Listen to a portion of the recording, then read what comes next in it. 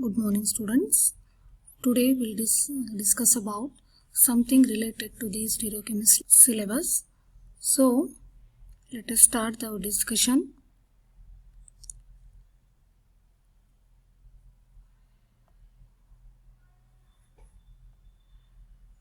So let us see what is this stereochemistry. It is a branch of science which deals with the study of three-dimensional structure of the molecules.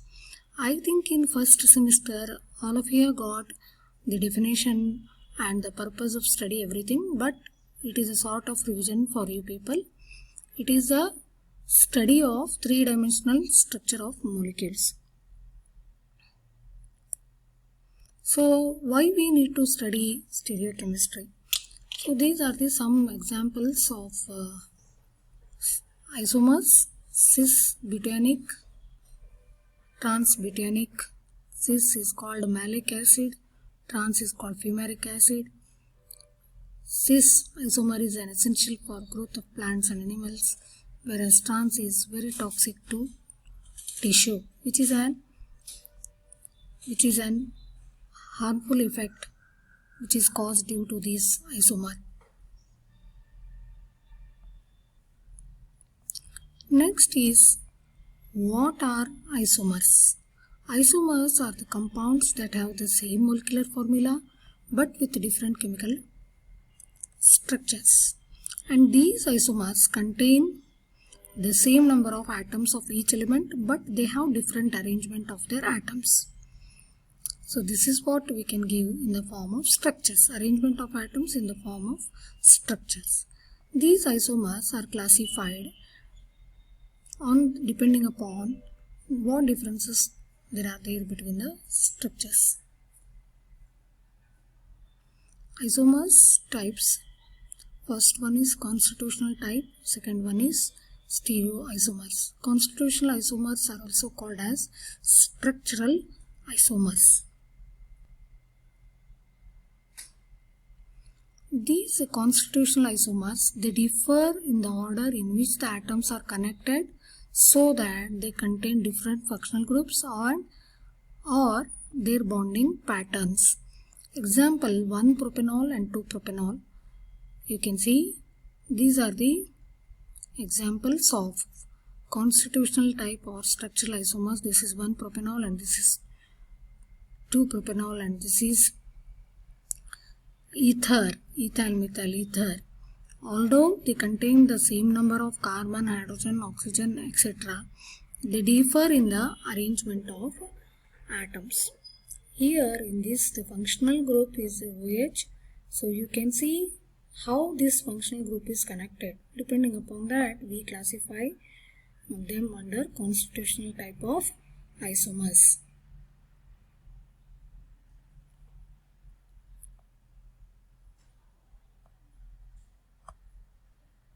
Stereoisomers, even though they have same functional group and the same atoms order, but they differ only in the arrangement of atoms and bonds in space. This is the broad classification of isomers, and we can see already in the first semester, I think you might have studied about this. They are broadly classified into constitutional type, stereoisomers. These stereoisomers are classified into configurational isomers and conformations. These configurational isomers, they are again classified into geometric isomers and optical isomers. These optical isomers are classified into distereomers and enantiomers. So we need to concentrate only on this part, that is about the conformation. So conformations are stereoisomers, which are mainly obtained by the rotation of carbon-carbon bond. So these stereoisomers, conformational isomers, we will discuss about that. These are the stereoisomers which are produced by the rotation of the bond, that is a single bond, and they are oftenly interconverted at room temperature. This is the one form of propane which we call it as a staggered form. This is called as eclipsed form. So how these are obtained we'll see later. This is an example. These are the examples of conformational isomers. So these are the some of the conformational isomers of butane. This is fully eclipsed form, this is gauche form, this is eclipsed form, and this is staggered form. So stereoisomers, they do not readily interconvert at room temperature and can be separated, are called as configurational isomers. They are classified into geometric isomers and optical isomers.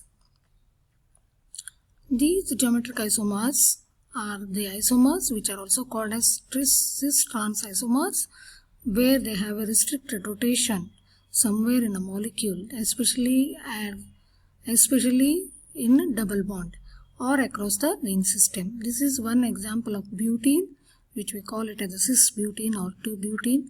This is called as trans-2-butene. And next is about the optical isomers. These are the mirror images or the reflections of an object. If they are superimposable, then you tell them as identical. If they are non-superimposable, they can always be distinguished. So enantiomers are a pair of stereoisomers that are non-superimposable mirror images of each other. A molecule that exists as a pair of enantiomer has the property called as chirality, described as chiral, sense of chiral center. Enantiomers cannot be superimposed, that is always left from a right. Therefore, your left and right hands are non-superimposable mirror images. Then they are pair of enantiomers. Which stereoisomers which can get superimposed, no difference between the original object and its mirror images, not an enantiomer, they are called as diastereomers. They have quite different physical and chemical properties from one another. So this is an important to allow them to be separated. So diastereomers are superimposable objects. They are achiral, that is, they have a molecule has the plane of symmetry. So chiral center for an atom, asymmetric stereogenic or chiral center is defined as carbon atom bearing 4 different groups or atoms bonded to carbon. These are the examples of chiral center. So this is what we need to study in this semester. Other introduction part is already discussed in our previous semester. So for naming this stereoisomer, we are going to follow this system which is called as RS system.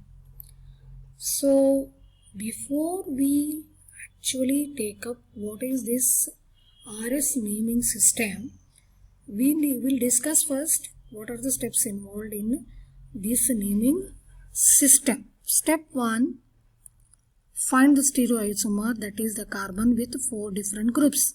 So this is an example of carbon which is bounded to fluorine, hydrogen, hydroxyl group and methyl group. Second step, you need to assign a priority to the 4 groups bonded to chiral center. Assigning priority to the 4 different group bonded to chiral center is, look at the first atom of the group of higher atomic number, that is of highest priority. Say for example, here the first atom is fluorine, here the first atom is carbon, here the first atom is oxygen, here the first atom is hydrogen. Among all these, fluorine has the highest atomic number. So it is according to the priority, it gets higher priority 1. Highest priority will be given number 1. After fluorine, the next highest atomic number molecule is oxygen. That gets the second highest priority 2. Third one is carbon. That gets number 3. Fourth one that is hydrogen. that is the lowest atomic number and it is of lowest priority. So this is how we need to assign the priority to the 4 groups bonded to chiral center. So this is one example. If there is a tie, say for example, if you are going to out of one bond at a time until you break the tie. So say for example, in this case, this is carbon, this is oxygen and this is a hydrogen. So in this case, there is a tie between one is bonded to 3 hydrogen, another carbon is bonded to 2 oxygen and 1 hydrogen. So how to assign the priority?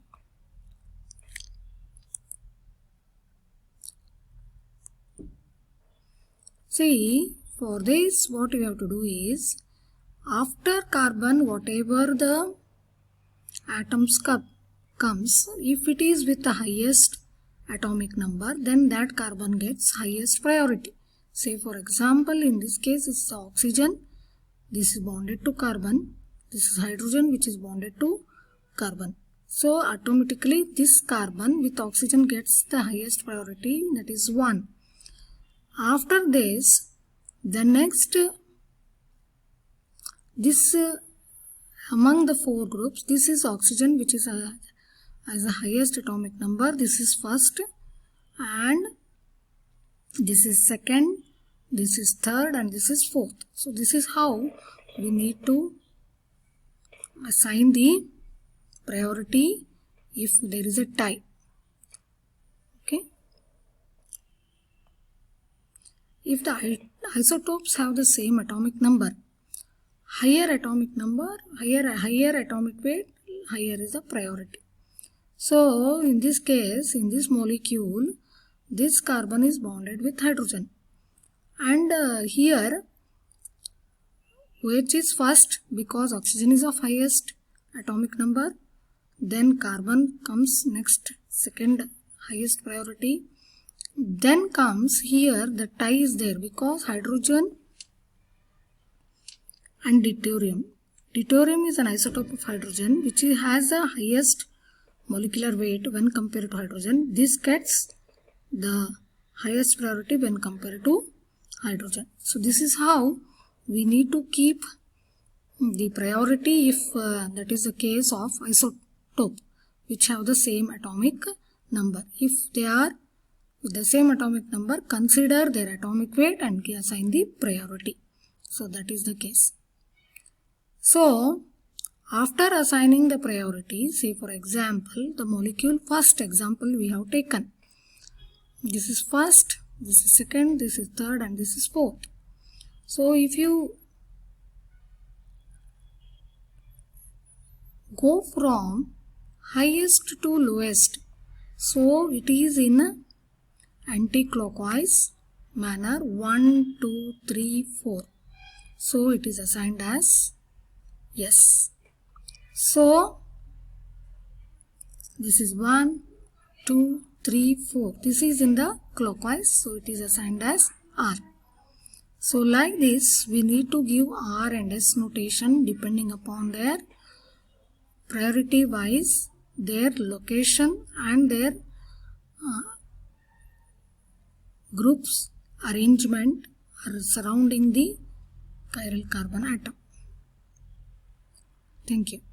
Thank you one and all. We'll discuss later other aspects.